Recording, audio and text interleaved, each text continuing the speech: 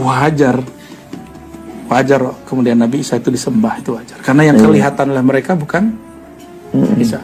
Jadi kalau orang tuh nyembah Nabi Isa yang kelihatan sifat Allah, dia muwahhid. Dia dihisapnya aman ntar.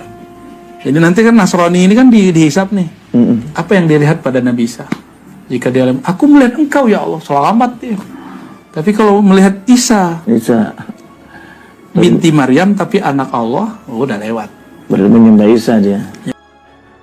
Assalamualaikum warahmatullahi wabarakatuh. Selamat datang kembali di channel Dodi Sefriadi. Yang baru mampir di channel ini langsung aja klik tombol subscribe di bawah dan juga loncengnya biar nggak ketinggalan video berikutnya yang akan saya upload di channel ini. Teman-teman, kali ini saya mau membahas tentang Buya Ar-Razi yang tentunya teman-teman sudah tidak asing lagi dengan beliau karena di Indonesia cukup terkenal. Beliau ini adalah seorang pemuka agama yang memiliki banyak pengikut atau jamaah di Indonesia. Bahkan mungkin banyak jamaah yang fanatik terhadap beliau ini ya.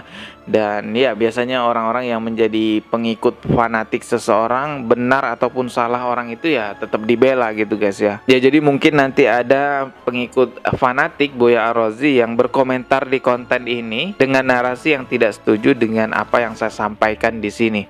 Tapi sebenarnya teman-teman ya, kebenaran itu bukanlah milik ketokohan seseorang. Kebenaran ya miliknya kebenaran. Artinya siapapun yang menyampaikan kebenaran, maka katakanlah bahwa itu adalah kebenaran. Dan siapapun yang menyampaikan penyimpangan, ya kita harus tegas juga mengatakan bahwa itu adalah penyimpangan. Saya melihat sebuah video di mana Buya Ar-Razi menyampaikan sebuah penyimpangan yang luar biasa, yang mana penyimpangan ini berpotensi membuat orang lain menjadi murtad dengan keyakinan apa yang disampaikan oleh Buya Ar-Razi. Beliau menyampaikan bahwa orang-orang yang menyembah Nabi Isa karena melihat sifat Allah ada pada Nabi Isa, salah satu contohnya adalah bisa menghidupkan sesuatu yang mati. Jadi orang-orang yang menyembah Nabi Isa karena melihat sifat Allah ada pada Nabi Isa dianggap benar, dianggap bertauhid juga.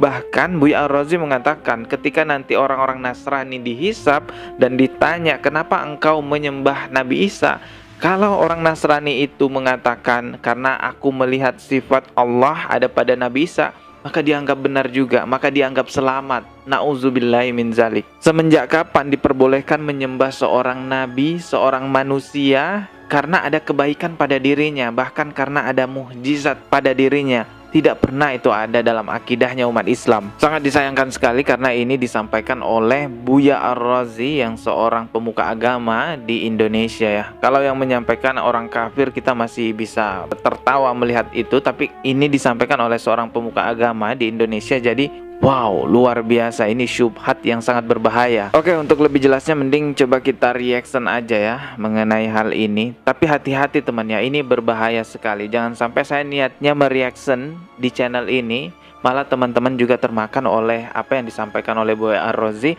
dan membenarkannya ya. Jadi hati-hati teman-teman ya. Di sini ada sebuah video dengan judul Nabi Isa disembah itu wajar, kalau nyembah Nabi Isa dilihat sifat Allah. Aman, Buya Ar-Razi ya. Coba kita putarkan guys ya, hati-hati ya. Nabi kan pakai lapis hijab Pak Kiai. Hijab inilah yang kemudian membuat Nabi itu tidak disembah. Namanya hijab syariat. Jadi syariat itu digunakan untuk membentengi kita supaya kita nggak jadi khurafat. Nggak kayak Nabi Isa ini kan nggak menghijab dirinya dengan syariat yang ketat. Kan dia nggak bawa syariat baru kecuali dikit, cuma menghalalkan yang diharamkan dalam kitab suci Nabi Musa. Nah, karena dia menunjukkan, membuka sedikit tabir sifat Allah, sifatul haya, dia ambil tanah, ditiup kan? Karena dia sudah jadi hayatnya Allah. Jadi hayatnya Isa itu hayatullah. Tinggal dia kun kan, jadi burung. Jadi burung. Iya. Yang mati jadi hidup lagi. Saya pernah praktekin itu, Pak. Ada kucing mau mati, udah sakarat, udah gitu begini.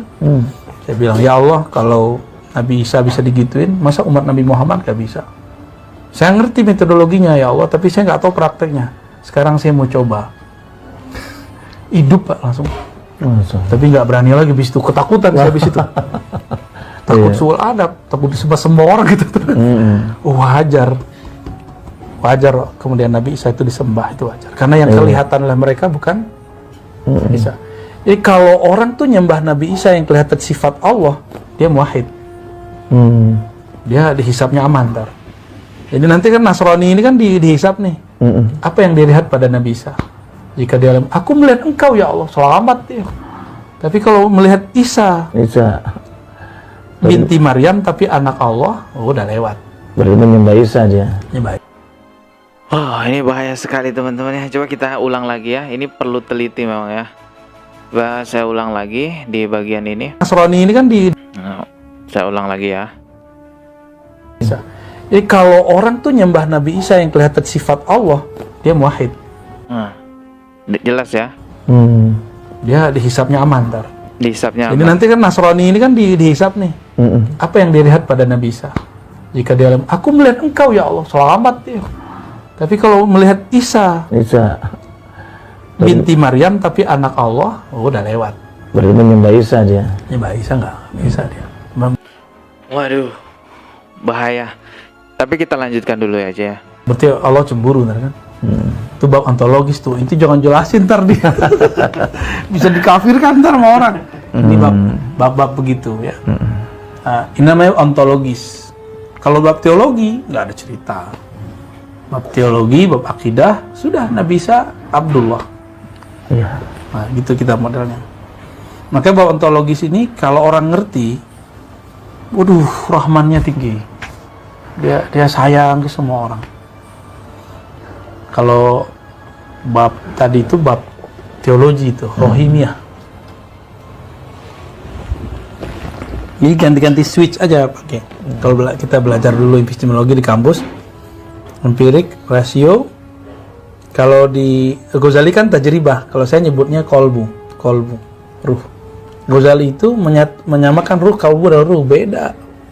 Maka di akhir zaman ini semua ilmu awalan wa akhiran kan, awalin wa akhirin itu digabung semua. Kita boleh merevisi ilmu-ilmu. Nah, kalau berbicara Imam Ghazali itu kan menarik juga ya dalam kitabnya Solibat itu. Ya. Beliau seorang mujadid juga. Ya, siapa yang nggak kenal Imam Ghazali ya? Luar biasa. Karya-karyanya, ibadahnya. Tapi justru dia ada yang mengimpikan masuk surga karena.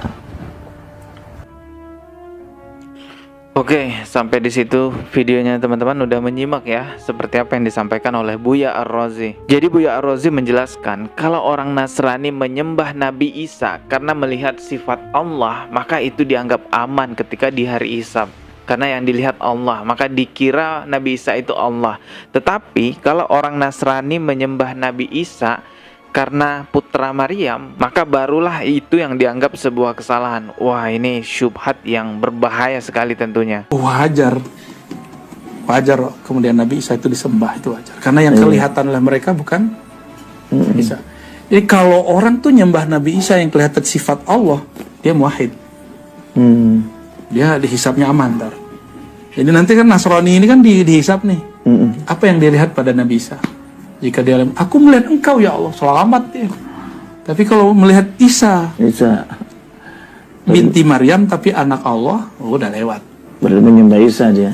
Ini merupakan persoalan serius di dalam ajaran agama Islam. Jika yang disampaikan oleh Buya Ar-Razi merupakan sebuah kebenaran, pasti Allah Subhanahu wa taala sudah berfirman mengenai hal itu, atau Rasulullah Shallallahu alaihi wasallam bersabda mengenai hal itu. Tapi nyatanya kan nggak ada hadis Nabi yang seperti itu, dan tidak ada juga firman Allah yang seperti itu. Bahwasanya orang-orang yang menyembah Nabi Isa karena melihat ada sifat Allah pada Nabi Isa, lalu dianggap benar, lalu dianggap selamat juga. Memang Buya Ar-Razi menjelaskan bahwa itu adalah bab ontologis. Tapi kalau dilihat dari bab teologis ataupun akidah, Nabi Isa alaihissalam itu adalah Abdullah atau hamba Allah. Itu bab ontologis tuh. Itu jangan jelasin ntar dia. Bisa dikafirkan ntar sama orang. Ini bab begitu ya. Nah, ini namanya ontologis. Kalau bab teologi nggak ada cerita. Bab teologi, bab akidah, sudah Nabi Isa Abdullah. Iya. Nah, gitu kita modelnya. Makanya bab ontologis ini kalau orang ngerti, waduh, rahmannya tinggi. Dia sayang ke semua orang.